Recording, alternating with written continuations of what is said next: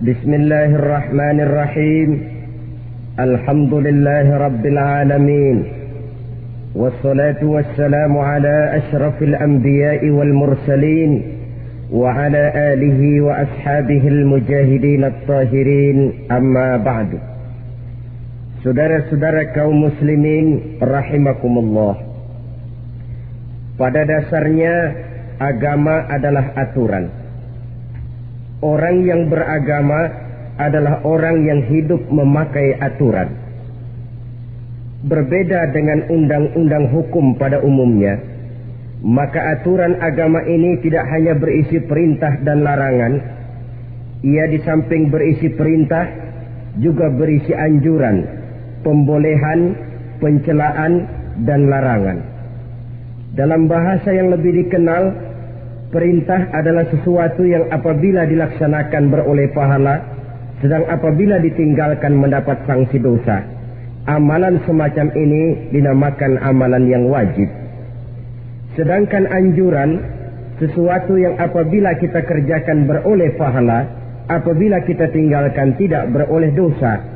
Amalan semacam ini dikenal dengan amalan sunnah. Pembolehan adalah sesuatu yang boleh saja, artinya boleh dikerjakan, boleh pula ditinggalkan, dan amalan semacam ini kita sebut dengan amalan mubah. Pencelaan adalah sesuatu yang berpahala jika ditinggalkan, tapi tidak berdosa manakala dikerjakan, dan ini dinamakan perbuatan yang makruh. Sedangkan larangan, sesuatu yang apabila dikerjakan beroleh dosa, apabila ditinggalkan beroleh pahala, dan amalan semacam ini lazimnya dinamakan amalan atau perbuatan yang haram.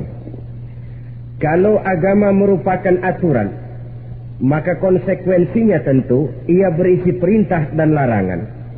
Apabila perintah dilaksanakan, maka Allah Subhanahu wa ta'ala memberikan balasan berupa pahala.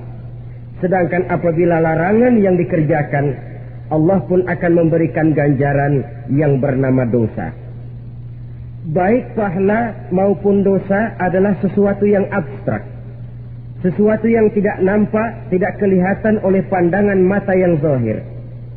Itu sebabnya barangkali di zaman materialistis seperti sekarang ini, orang kurang tergerak mengejar pahala dan malah kadang-kadang terangsang untuk berbuat dosa. Karena pahala dan dosa sesuatu yang tidak kelihatan oleh pandangan mata yang zahir ini. Namun sungguh pun demikian, pahala dan dosa bisa mendatangkan kebahagiaan atau kegelisahan batin. Bersabda Rasulullah sallallahu alaihi wasallam, "Idza sarratka hasanatuka wa sa'atka sayyi'atuka fa anta mu'min." Apabila perbuatanmu yang baik menyebabkan engkau bahagia, apabila perbuatanmu yang baik menyebabkan engkau gembira, dan perbuatanmu yang jahat menyebabkan engkau jadi susah, itulah tanda bahwa di hatimu masih ada iman. Artinya, belum tentu orang yang berbuat baik merasa bahagia dengan kebaikan yang dikerjakannya. Dan tidak selamanya orang yang berbuat jahat sanggup menyesali perbuatan jahatnya. Oleh karenanya, apabila iman masih ada, apabila hati masih hidup, perbuatan yang baik menyebabkan orang gembira, perbuatan yang jahat menyebabkan orang susah dan gelisah hatinya. Ini mengandung pelajaran. Sekali kita berbuat baik, jangan sekali-kali menyesali kebaikan itu. Sebaliknya, satu kali kita melakukan kesalahan, hendaknya selalu menyesalinya. Kadang-kadang dalam kehidupan, karena orang tempat kita berbuat baik itu rupanya membalas air susu dengan air tuba, kita lalu menyesali kebaikan. Lahirlah kata-kata, "Nyesal saya nolong dia." Ibarat pepatah katanya, nolong anjing kejepit. Waktu kejepit setengah mati kita tolongin, begitu selesai dia dari kejepitnya, malah kita digigitnya. Saudara hadirin yang saya muliakan, dalam kehidupan sehari-hari barangkali ini kena filsafat yang disebut dorong mobil mogok. Ketika mobil mogok setengah mati kita dorong, begitu mesin hidup ditinggalkannya kita di belakang. Sesungguhnya perbuatan kita yang baik tidak harus disesali. Karena disesali atau tidak, toh perbuatan itu sudah kita lakukan. Dan penyesalan atas segala kebaikan hanya akan mengurangi nilai pahala kebaikan itu sendiri. Berbahagialah apabila berbuat baik, walaupun orang yang kita melakukan kebaikan membalasnya dengan kejahatan. Menyesalah apabila berbuat kesalahan, apabila melakukan dosa, karena itu pertanda nilai iman yang masih hidup dalam jiwa kita. Saudara-saudara kaum muslimin yang berbahagia, jadi sungguh pun pahala dan dosa sesuatu yang abstrak, efeknya jelas dia mendatangkan kebahagiaan atau membawa kepada kegelisahan batin di dalam kehidupan manusia. Orang di zaman materialis kurang terangsang berbuat pahala dan terdorong melakukan dosa. Kenapa? Karena pahala tidak kelihatan, dosa tidak nampak. Kalau pahala kelihatan, barangkali nggak kuat kita mikul pahala. Kalau dosa benjol, umpama tiap bikin dosa palanya benjol, barangkali sudah nggak karu-karuan kepala kita. Baik pahala, baik dosa, sesuatu yang tidak nampak oleh pandangan mata zahir, tapi yang punya efek dalam kehidupan ini. Orang yang banyak pahalanya dengan orang yang banyak dosanya, kalau dia berjalan barangkali sulit kita membedakan. Tapi efeknya dalam kehidupan ini jelas adanya. Sesuatu yang bernama pahala kita perlukan, karena hidup tidak berhenti hingga di sini. Sesuatu yang bernama dosa harus kita hindarkan, karena ada kelanjutan sesudah hidup yang sekarang ini, kehidupan dari satu pertanggungan jawab. Itu sebabnya Imam Ghazali dalam bahasa yang indah sekali berpesan, "Jadidi safinah fa innal bahra amir, wa khuziz zat fa inna safara ba'id." Perbarui selalu kapalmu, rawat, jaga baik-baik, dandani kapalmu, fa innal bahra amir, karena sesungguhnya lautan ini sangat dalam. Satu bahasa yang indah dari tamsil terhadap kehidupan. Perbaiki kapalmu karena lautan ini sangat dalam. Artinya, jaga baik-baik hatimu. Pelihara iman dan keyakinanmu. Karena hidup ini bagaikan gelombang lautan. Tempo-tempo air tenang, tempo-tempo ombak menggila dan menggunung. Jaga iman baik-baik karena hidup penuh dengan cobaan dan ujian. Itu maksudnya. Wa khuzizat fa inna safara ba'id, dan bawa bekal yang banyak karena perjalanan hidup ini sangat panjang. Perjalanan ini sangat jauh. Kita kalau pergi keluar kota tentu saja membawa bekal.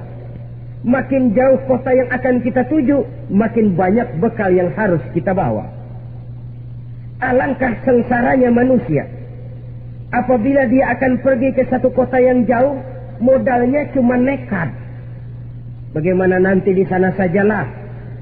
Tidak membawa bekal sebagaimana yang sewajarnya. Hal yang semacam ini senangnya sih belum tentu, keblangsak dan susahnya sudah kebayang. Itu dalam kehidupan di dunia ini. Bagaimana kalau sudah bicara tentang kehidupan yang akan datang? Karena sesungguhnya hidup ini merupakan satu perjalanan yang sangat panjang. Sejak kita tinggal di alam arwah, pada saat jasad belum lagi diciptakan Allah, ruh sudah diciptakannya lebih dahulu. Sampai kemudian kita pindah ke alam rahim, alam kandungan ibu. Untuk kemudian berpindah kepada kehidupan dunia. Dari dunia ini kita pindah ke alam barzakh. Di sana tinggal kita 100 tahun mungkin, 100.000 tahun mungkin, 1.000.000 tahun mungkin, menunggu saat datangnya kiamat. Lalu dari alam barzakh pindah kita ke alam akhirat. Satu perjalanan yang sangat panjang. Alangkah malangnya, alangkah sengsaranya jika tahu kita begitu panjangnya perjalanan hidup ini, tidak ada bekal yang kita bawa. Artinya kesengsaraan, kesulitan yang bertali-tali sudah jelas akan menimpa kita. Kalau pergi kita keluar kota membawa bekal uang, membawa bekal makanan, apa bekal yang mesti kita bawa apabila kita kembali ke alam barzakh, kembali ke alam kubur, berkumpul di padang mahsyar di akhirat nanti? Nasi yang mau kita bawa, uang yang mau kita bawa, Tentu tidak lagi, karena kehidupan materialis selesai di atas liang lahat. Bila masuk kita ke liang lahat, disitulah pahala dan dosa memegang peranan yang sangat penting. Maka pada pertemuan malam ini kita akan bicara tentang pahala dan dosa itu. Saudara-saudara kaum muslimin rahimakumullah, yang dinamakan pahala, kata Imam Ali Al-Jurjani dalam kitab At-Ta'rifatnya, ma yastahiqqu bihi ar-rahmatu wal maghfiratu minallahi ta'ala. Sesuatu yang pelaksananya berhak untuk mendapat rahmah dan ampunan dari Allah. Dengan kata lain, nilai pahala adalah akibat dari perbuatan-perbuatan di dalam melaksanakan perintah dan anjuran yang ada di dalam kehidupan agama.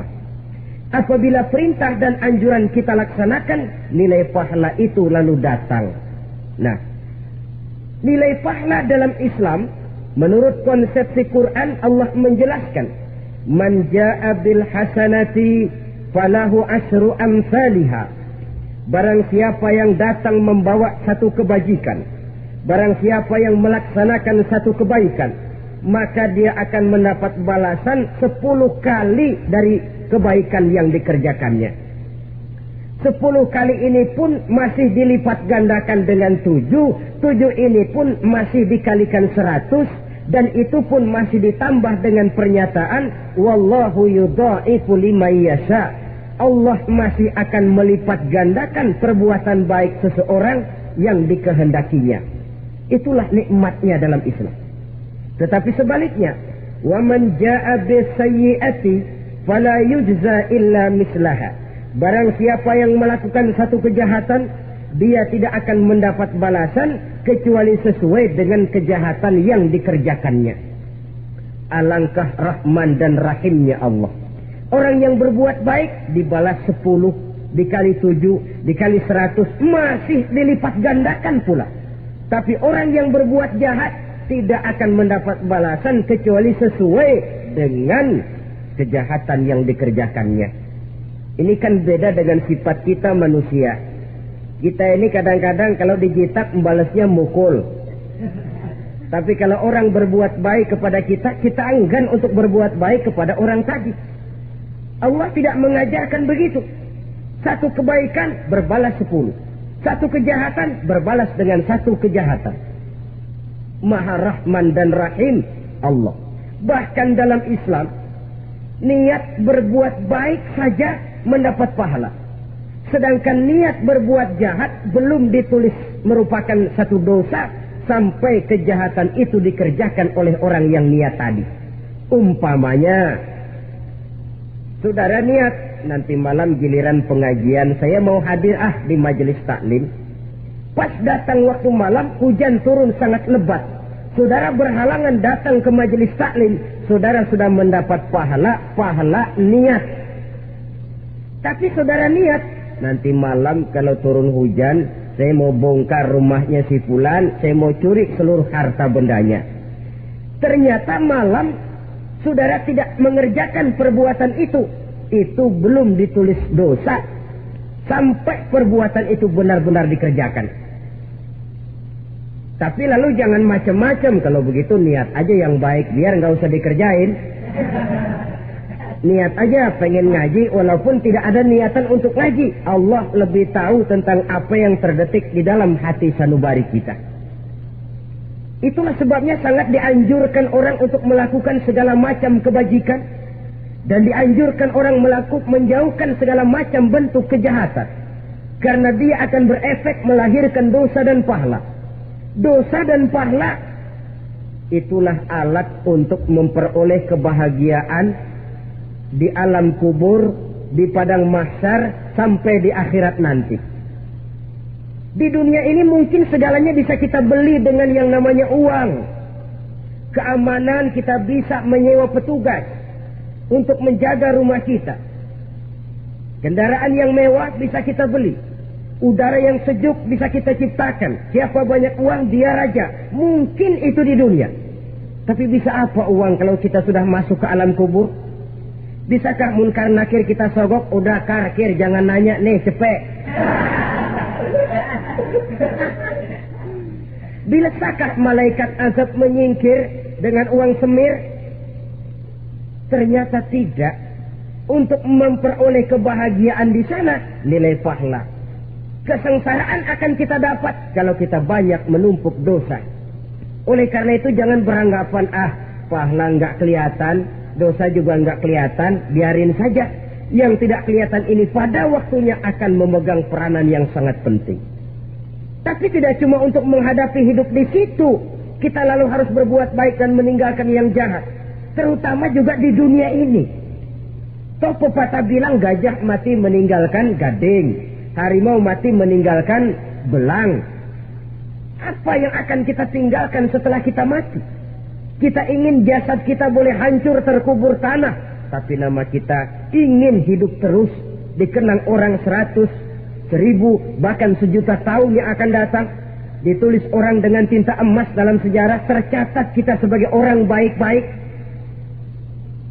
Saudara-saudara kaum muslimin rahimakumullah. Lalu perbuatan apa yang bisa mendatangkan pahala itu? Saudara-saudara, semua perbuatan yang diperintah dan dianjurkan oleh Allah, yang dikerjakan dengan ikhlas hanya untuk mencapai ridho Allah, mendatangkan pahala. Kadang-kadang menurut pendapat kita remeh, tapi nilainya di sisi Allah besar. Itu pahala. Menghitung pahala itu hak prerogatif Allah. Perbuatan yang ringan Allah mau berikan ganjaran yang besar, itu urusan Allah. Misalnya, kata Nabi, la tahqiranna minal ma'rufi syai'an. Jangan kamu menganggap remeh perbuatan baik walaupun kecil. Jangan merasa sulit melakukan perbuatan yang mengandung pahala. Bertemu dengan teman, muka kita cerah, berpahala. Menyingkirkan duri di jalanan, berpahala. Menolong orang yang sesat, memberitahu orang yang bertanya, berpahala. Tidak sulit kalau kita mau. Yang diperintah dan dianjurkan oleh agama, itu perbuatan yang mengandung nilai-nilai pahala. Masalahnya cuma tinggal mau atau tidak, dan dikerjakan dengan ikhlas.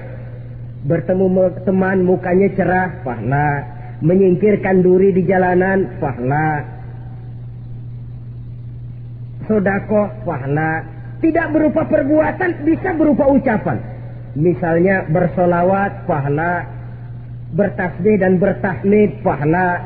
Kata Nabi, kalimatani khafifatani 'alal lisan, tsaqilatani fil mizan. Ada dua kalimat yang enteng di lidah tapi berat di timbangan akhirat nanti. Apa itu? Subhanallah walhamdulillah. Itu kan amalan yang ringan, perbuatan yang mudah saja, tapi nilainya demikian besar dalam pandangan Allah. Jadi pendeknya, perbuatan yang bernilai pahala adalah perintah dan anjuran agama yang dilaksanakan dengan ikhlas semata-mata untuk mencapai ridho Allah, itu mengandung pahala. Niat dasarnya itu harus karena Allah. Landasannya harus karena ikhlas. Bukan cuma sekedar basa-basi. Tidak karena ingin dipuji orang. Tidak karena mengharap tanda jasa. Tapi ikhlas semata-mata. Dari perbuatan yang paling kecil dan mudah sekali, sampai kepada amalan-amalan yang besar dan memerlukan biaya yang besar. Seperti melaksanakan ibadah haji, seperti jihad fi sabilillah, membangun masjid, membangun pondok-pondok pesantren, membangun pusat-pusat kesehatan, membangun jalan-jalan umum, termasuk menjaga keamanan. Jangan dikira loh, si Stamling umpamanya, menjaga keamanan kampung tidak berpahala. Kalau diniatkan ibadah, menjaga ketenangan warga supaya mereka tekun ibadah, ikhlas karena Allah, itu juga bernilai ibadah. Keluar kita dari rumah, pergi pagi, pulang sore, peras keringat, banting tulang cari nafkah buat menghidupi anak istri kita. Kalau diniatkan ibadah, melaksanakan kewajiban sebagai kepala rumah tangga, membantu orang tua sebagai anak, itu juga perbuatan-perbuatan yang mengandung pahala. Yang terbaik sesuai dengan bidang kehidupan kita. Ada orang yang dinamakan abid, ahli ibadah, pahala yang paling baik bagi dia banyak-banyak tahajud, sembahyang malam, wirid, zikir, tasbih. Ada yang dinamakan orang alim, pahala yang paling baik buat orang macam ini mengajar, menyebarkan ilmu, mendakwahkan Islam. Ada yang disebut wali, pejabat pemerintah, petugas. Amalan pahala yang paling baik buat orang semacam ini melayani masyarakat, bekerja di bidangnya sesuai dengan profesinya. Saudara hadirin yang saya hormati, jadi dengan demikian perbuatan-perbuatan yang mengandung nilai-nilai pahala ini bisa perbuatan yang menurut kita kecil namun punya nilai besar. Apalagi perbuatan besar dengan biaya yang besar, tentu makin besar juga pahala yang disediakan oleh Allah Subhanahu wa ta'ala.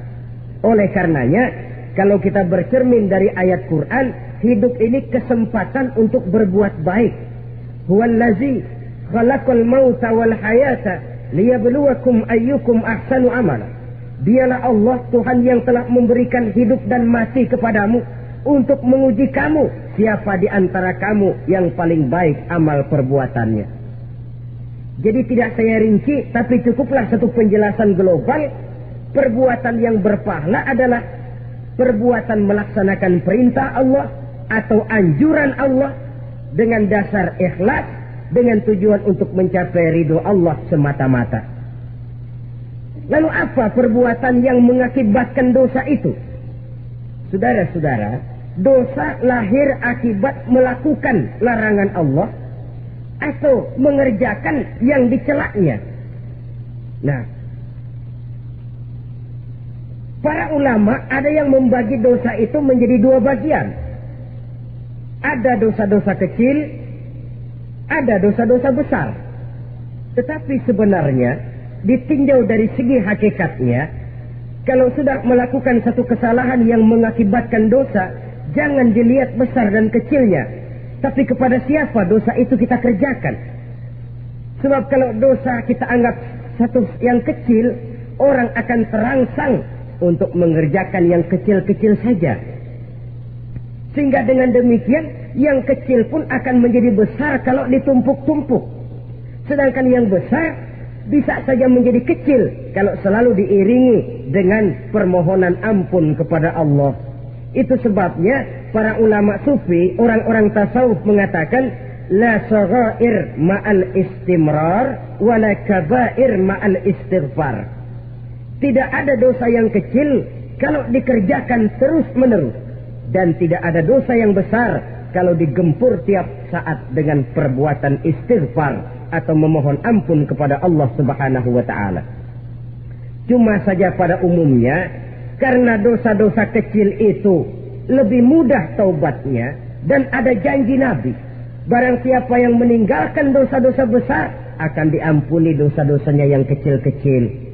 Oleh karena itu, pada kesempatan ini kita akan juga bicarakan apa saja yang termasuk klasifikasi dosa-dosa besar, dengan harapan kita bisa menjaga diri, menyelamatkan diri, jangan sampai terjatuh ke dalam dosa-dosa yang besar tadi.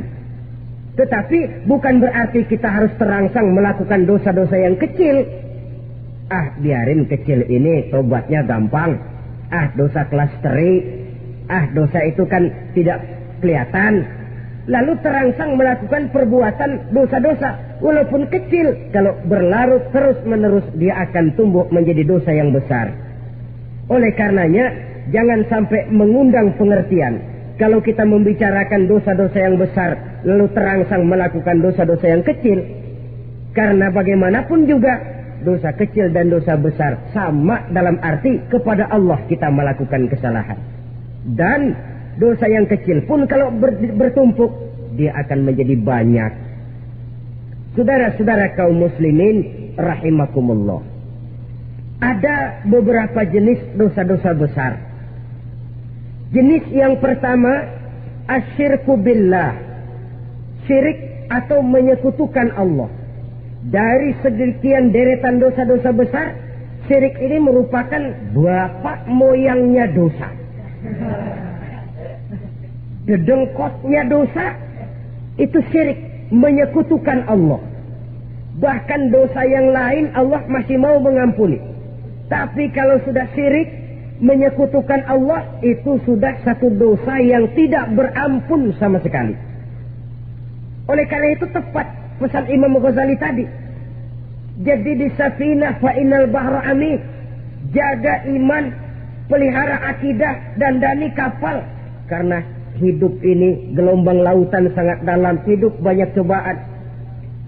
Di dalam hidup di zaman sekarang ini, saudara bisa perhatikan, di mana tensi ekonomi tinggi, lapangan kerja sulit, persaingan hidup makin tajam, sifat egois dan individualis tumbuh di mana-mana. Rasa solidaritas sosial menurun, sifat gotong royong musnah. Orang mudah potong kompas, potong jalan. Ingin cepat kaya, ingin cepat naik pangkat, ingin dapat kedudukan. Kadang-kadang akidah pun terjual, akidah pun musnah. Jatuh ke jurang syirik pun tidak jadi soal. Itu yang kita khawatirkan. Kalau dosa-dosa yang lain Allah masih mau mengampuni, tapi kalau sudah jatuh kepada syirik, Allah sama sekali tidak akan memberikan ampun. Dalam kaitan dengan ini barangkali tepat sinyalemen Imam Ali itu. Andai kata kemiskinan merupakan satu kepribadian, saya akan membunuhnya lebih dahulu. Artinya memang kemiskinan ini sering mendorong orang kepada jurang kemusyrikan. Tidak tahan menghadapi godaan perut akibat tensi ekonomi yang tinggi, lapangan kerja yang sulit. Iman pun jadilah ditukar dengan 3 liter beras. Akidah pun jadilah dibarter dengan 3 bungkus supermi, dengan pakaian bekas, dengan obat-obatan. Tidak jadi soal baginya mengejar kebahagiaan yang relatif singkat dengan mengorbankan kebahagiaan yang abadi. Persis ibarat pepatah, nyari jarum kampak hilang. Mencari sesuatu yang kecil, yang besar jadi sia-sia. Membela perut, mengorbankan akidah. Na'udzubillah summa na'udzubillah. Saudara-saudara kaum muslimin rahimakumullah. Ini fakta. Ini kenyataan. Dan hal semacam ini tidak bisa diatasi cuma dengan ceramah, simposium, diskusi, seminar. Apalagi Nabi berpesan, solahu ummati bil ilmi wal mal. Umatku hanya bisa menjadi baik akidahnya dengan ilmu dan harta. Itu bahasa Nabi. Kalau bahasa kita sekarang, dengan ekonomi dan pendidikan. Ilmu, pendidikan, ekonomi, harta. Tanpa itu sangat besar kemungkinan kita bisa menjual akidah terjerumus di lembah kemusyrikan. Maka terutama kepada saudara-saudara saya, muslimin yang terpencil jauh dari kota-kota besar, yang kadang dalam kehidupan seharinya imannya sering digoda oleh supermi, akidahnya sering ditantang oleh pembagian beras, pakaian-pakaian bekas, obat-obatan dan sebagainya. Jaga dan bentengi akidah kita. Lebih baik nyawa berpisah dari badan, asal iman jangan berpisah dari hati. Kepada adik-adik saya para remaja, para pemuda di kota-kota besar, yang iman dan akidahnya sering ditantang dengan minuman-minuman keras, fasilitas-fasilitas yang menghanyutkan, yang secara terarah dan praktis sedikit demi sedikit menggiring kita untuk keluar dari nilai-nilai akidah. Hati-hati, jaga baik-baik, sebab intan paling mahal, mutiara paling berharga, tidak lain nilai iman ini. Tergelincir kita daripadanya, jatuh ke lembah kemusyrikan, jatuh ke satu dosa yang teramat besar, yang Allah tidak akan pernah memberikan ampun lagi. Ini dosa besar yang pertama.